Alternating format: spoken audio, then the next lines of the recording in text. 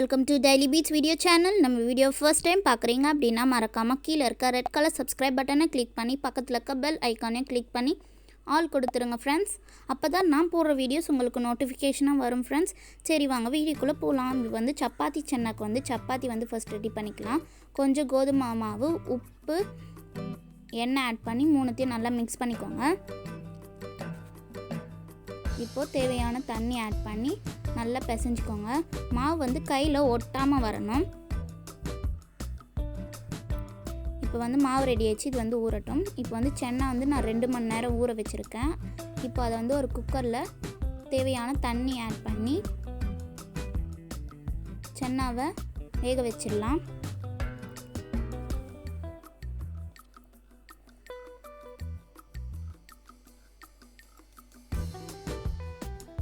உப்பு ஆட் பண்ணிக்கோங்க. விசில் போட்டு 2 விசில் வந்து வேகட்டும். இப்போ பாருங்கள் சென்னா வந்து வெந்துடுச்சு நல்லா.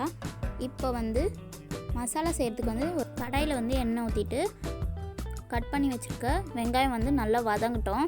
இப்போ பாருங்கள் வதங்கிடுச்சு. இப்போ வந்து அது கூட தக்காளி ஆட் பண்ணி அதுவும் 2 வதங்கிறதுக்கப்புறமா வந்து கொஞ்சம் சில்லி பவுடர், மிளகாய் தூள் ஆட் பண்ணி நல்லா மிக்ஸ் பண்ணி விட்டுருங்க. கொஞ்சம் வந்து தண்ணி ஆட் பண்ணிக்கலாம்.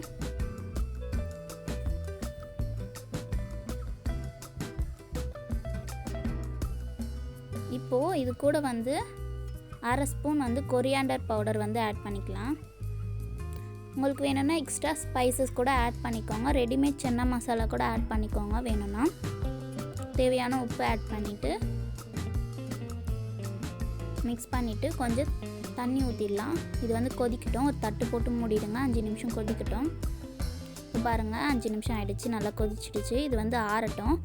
ஆறினதுக்கப்புறமா வந்து ஒரு ஜாரில் வந்து அந்த மிக்ஸை ஆட் பண்ணி நல்லா மைய அரைச்சிக்கோங்க. இப்போ பாருங்கள் நல்லா அரைச்சாச்சு. இப்போ சென்னா செய்கிறதுக்கு வந்து ஒரு கடாயில் வந்து 2 பட்டை, கிராம்பு, பிரிஞ்சி இலை ஆட் பண்ணியிருக்கேன். அது கூட வந்து இஞ்சி பூண்டு பேஸ்ட் ஆட் பண்ணி நல்லா அந்த வாசனை போகிற அளவுக்கு நல்லா வதக்கிக்கோங்க. இஞ்சி பூண்டு வாசனை போகணும். நல்லா வதக்கியாச்சு. இப்போ இது கூட வந்து பச்சை மிளகா 2 பச்சை மிளகா வந்து ஆட் பண்ணியிருக்கேன். நல்லா வதக்கிக்கோங்க.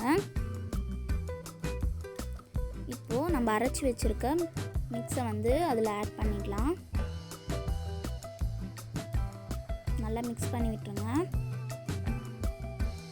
இப்போது தேவையான உப்பு வந்து ஆட் பண்ணிக்கலாம்.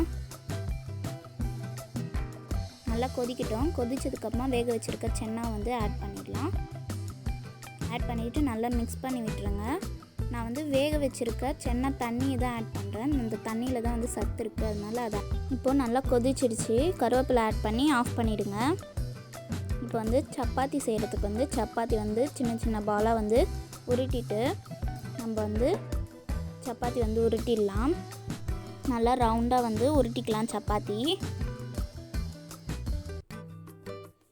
சப்பாத்தி செய்கிறதுக்கு எல்லாருக்குமே வந்து தெரியுன்றதுனால நான் வந்து ரொம்ப வந்து லென்த்தாக காட்டல ஃப்ரெண்ட்ஸ். இப்போ வந்து சப்பாத்தி வந்து ரவுண்டாக வந்து உருட்டிக்கலாம்.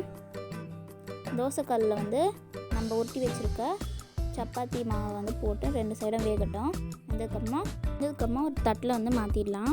இப்போ பாருங்கள் சூப்பரான வீட்லேயே சப்பாத்தி சென்னா எப்படி செய்கிறதுன்னு பார்த்தோம் ஃப்ரெண்ட்ஸ். நம்மளோட வீடியோவை மறக்காமல் சப்ஸ்கிரைப் பண்ணுங்கள். நம்மளோட வீடியோவை லைக் பண்ணுங்கள்.